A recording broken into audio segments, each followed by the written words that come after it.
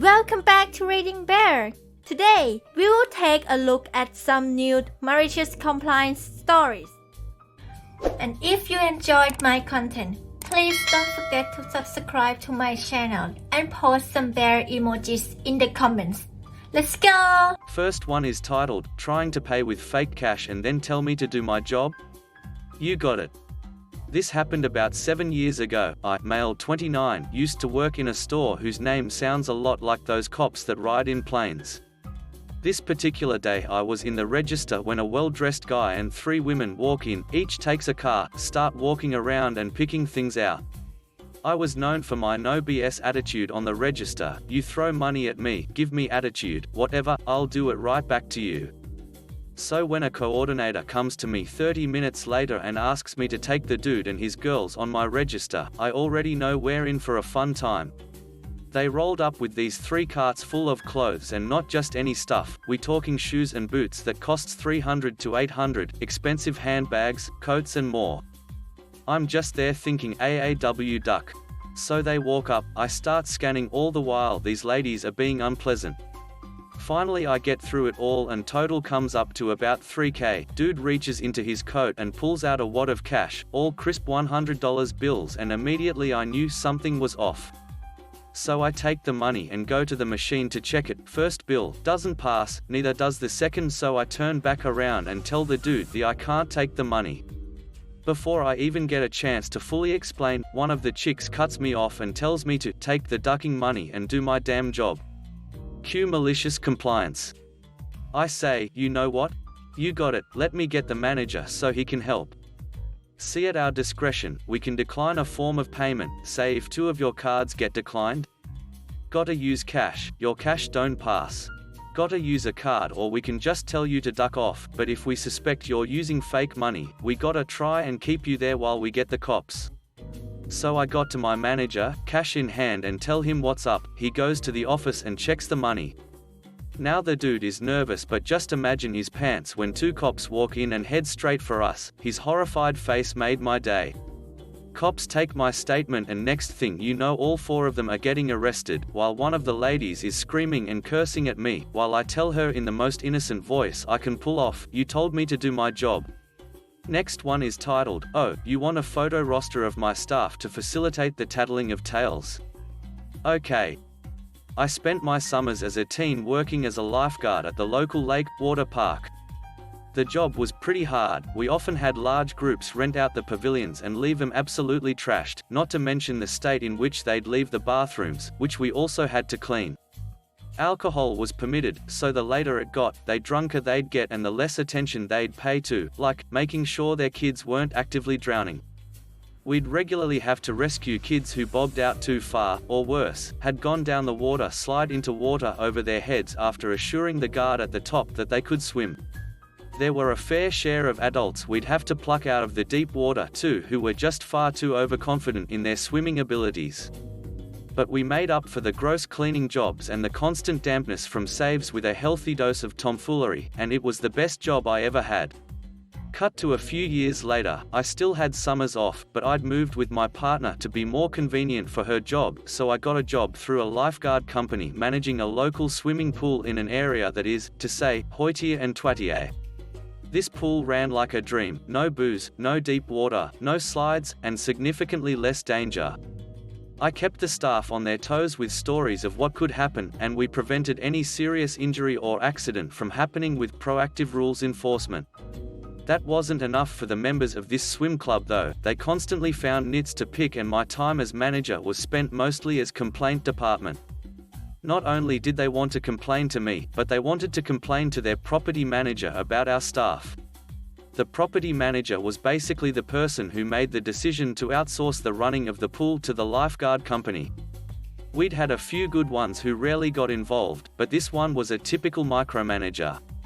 She wanted us to hang a poster with pictures of all the staff and their names so the resident busybodies could name names while they nitpicked. I said, okay. We'll put up a staff board with all of our faces on it. But, I should mention, the lifeguard company took sun protection very seriously. We weren't allowed to guard without several layers of protection, sunscreen, shirt, sunglasses, hat, umbrella, etc. Plus we were supposed to be rescue ready with the lifeguard tube in hand and our whistle ready. So that's how we posed for our pictures. If someone came to our impromptu headshot session out of uniform, can't have that, put on a shirt, here's my hat, oh your sunglasses aren't polarized, best wear mine instead, pose with your whistle ready. Once the board was up, all of the guards looked nearly identical. The lifeguard company owners, the people who actually hired and paid us, loved it. They already thought we were the model of professionalism, and this sealed the deal on that image.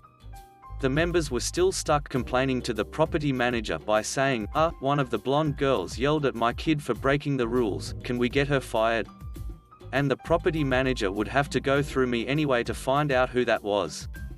Before my malicious compliance, if they could tell me what time they had a problem with something, I could just check the schedule and tell them exactly who was on duty, but never mind that now. I ended up leaving that job a few months later anyway because I couldn't keep up with the fabricated drama and the extreme levels of pettiness the members and property manager would stoop to.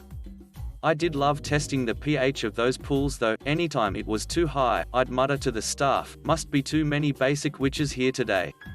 Next one is titled, Employee Bag Checks Suck. About 8 to 10 years ago I worked for a major chain drug store.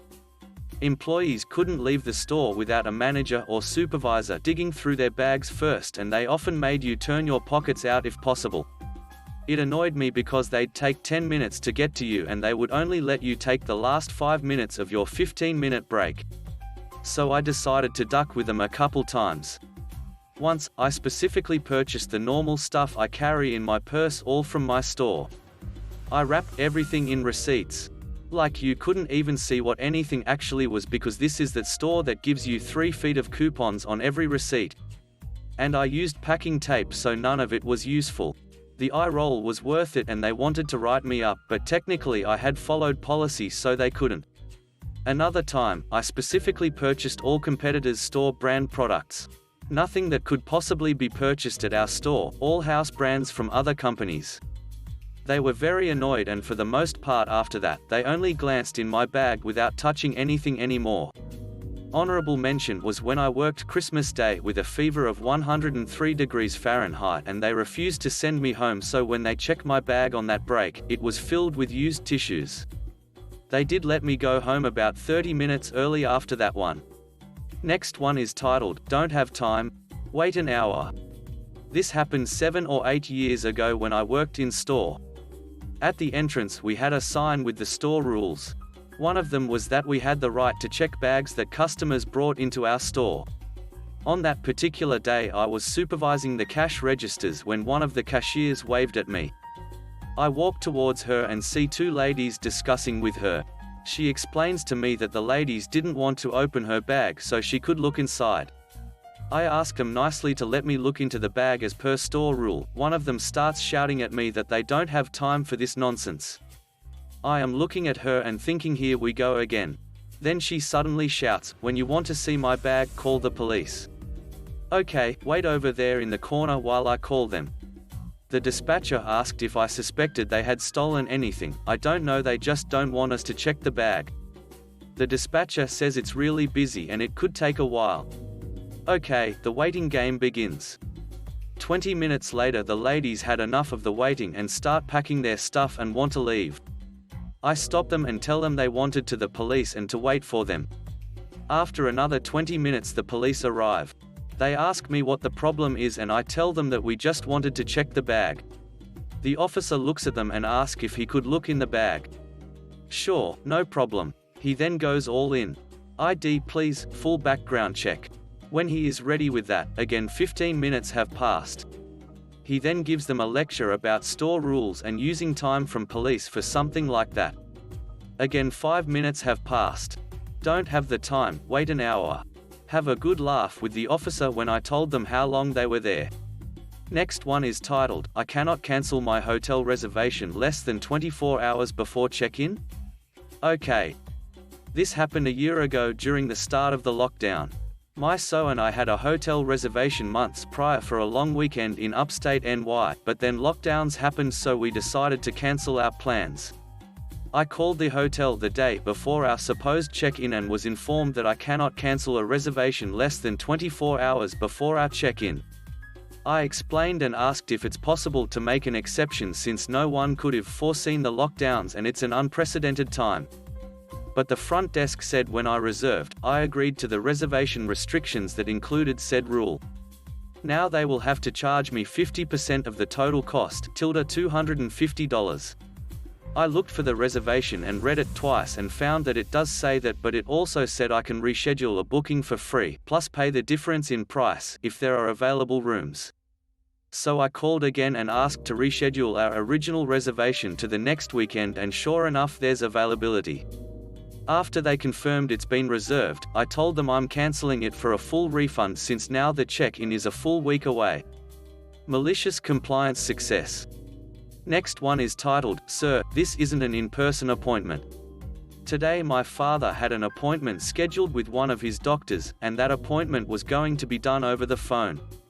He absolutely hates that the majority of his appointments now are no longer done in person, as he's a social butterfly and loves his small talk. So he got the bright idea that he would go to the hospital where his doctor works and where the appointment would normally be, and pretend he made a mistake. "Oh, it was a phone appointment?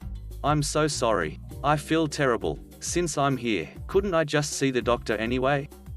The nurse was annoyed, because my father had already missed a phone appointment prior to this. He thought if he ignored the calls, they would let him come in. So she eventually escorted him to an office where he could wait for the doctor. My father was thrilled with himself. He thought he'd outsmarted them, and that he was finally going to get his in-person appointment. But then, the phone rang.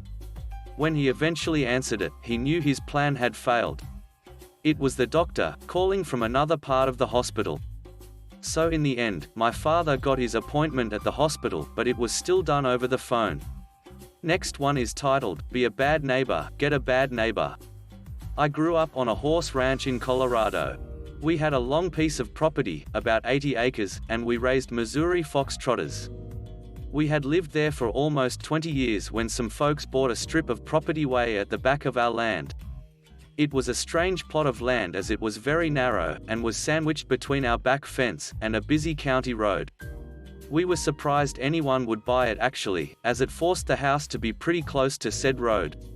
Well, we never meet these new neighbors until one day, my dad gets a notice from a lawyer telling us that after having surveyed the property lines, our back fence encroaches on their property between 3 and 6 inches depending on the spot along the fence line. These folks had never met us, never introduced themselves. Our first introduction was this legal demand.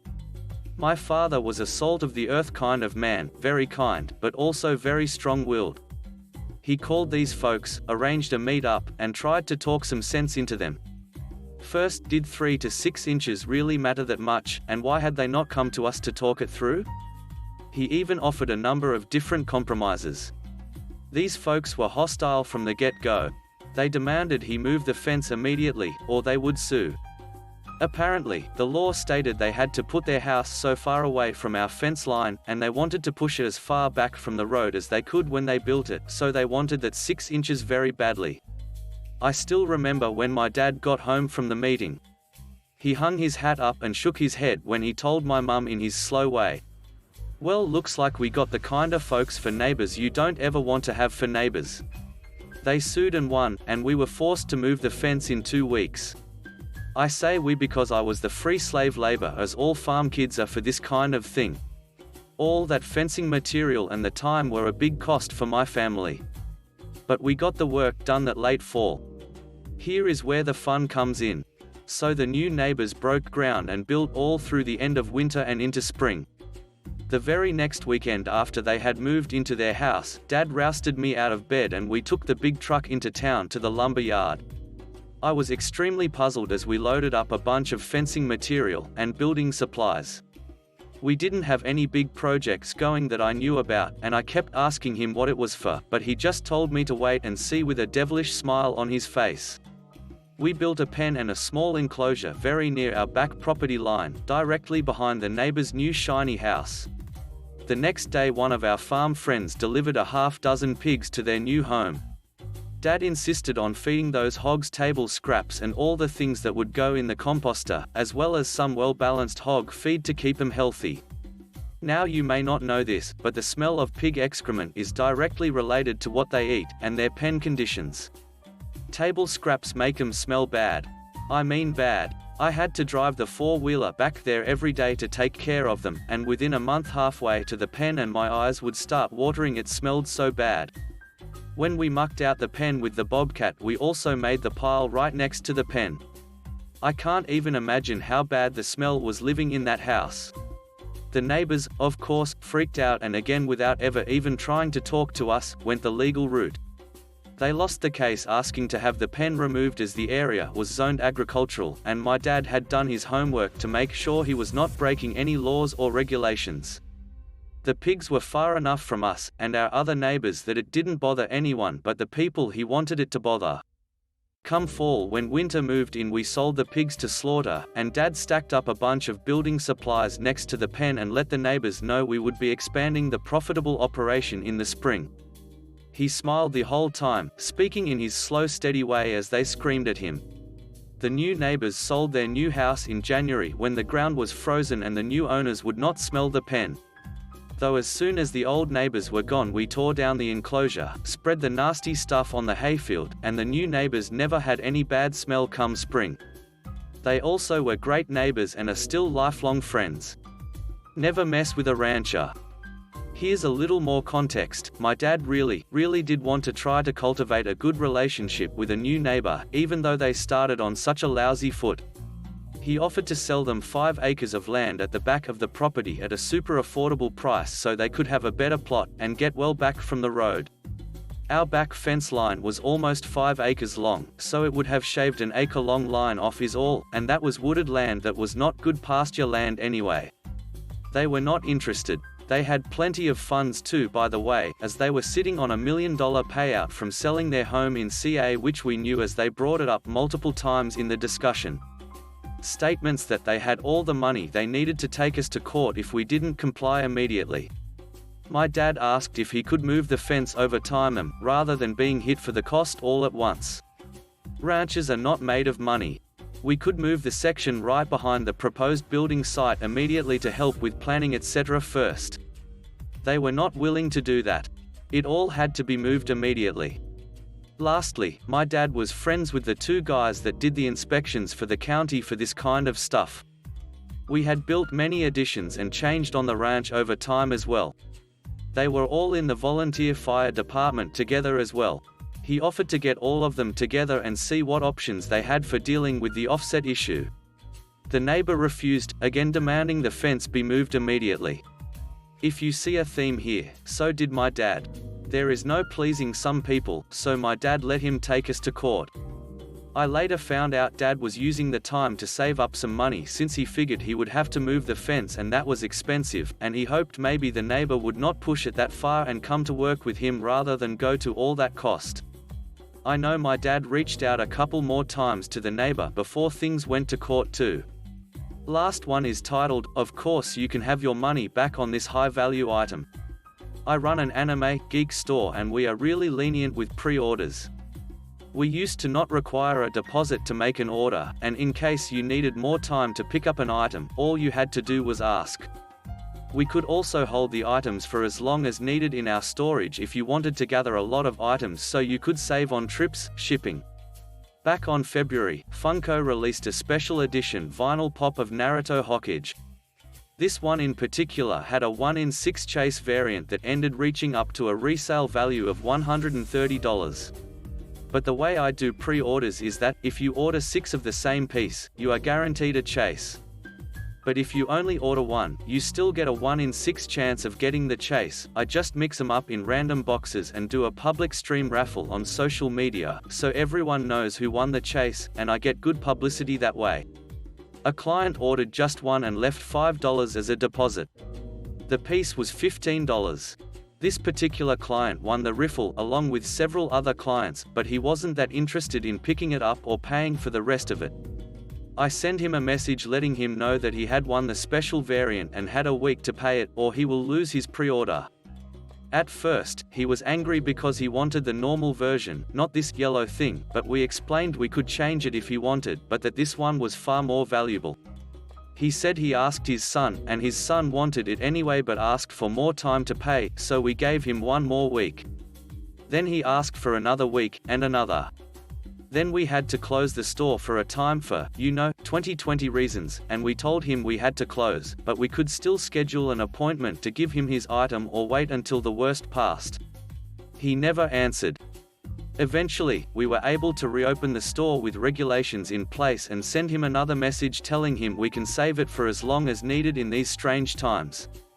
He still didn't answer the messages, but at this point, he arrived at the store and demanded for his money back, citing how we were in the middle of what was going on, fair, and he couldn't waste money on frivolous plastic, also fair. I asked him if he was sure and even showed him the price the figure was selling for. At that point in time, the Chase figure was selling closer to $150, and he just had to pay retail price, so about $10 more for it. He said he was sure I had made up the numbers, that he had ordered the figure for his son, but he didn't deserve it, harsh, and just demanded his money back. I just said, fine, I'll give you your money back. Also, I'll just put this figure out for sale. He just said, whatever, just give me my money. I made a point to grab a post-it note that I used to put prices to not damage the box, write in big black letters, $90 bucks, last one, and put it on the glass window that leads to the street. I could see him turn his eyes while I did this. While my employee was giving him his $5 back and giving him a receipt, a young man knocked on the door. I gave him some cleaning goo, checked his temperature, and let him in. He immediately asked to buy the Naruto Chase figure. The angry man's eyes went wide open over his mask as I picked the pop and guided the young man to the desk, where he handed me the bills one by one. The angry man stood there shocked as the younger man was gushing about how hard to get that figure was and how he was getting it for half the price other places were asking, and in such perfect condition too. I couldn't have had a better reaction even if I paid him for it. The young man completed his purchase and left as fast as he came. The angry man looked at me, almost as if accusing me of taking advantage of him. I just said, well, you got your money back. I'm happy you are happy. If you need anything else, please let me know, and stay safe out there. The man just didn't have much else to say and left. Kind of a small and silly thing to feel good about, but 2020 hit us so hard that any unexpected profit was cause for celebration, so we celebrated that good sale with some instant ramen, Naruto style. Thanks for listening.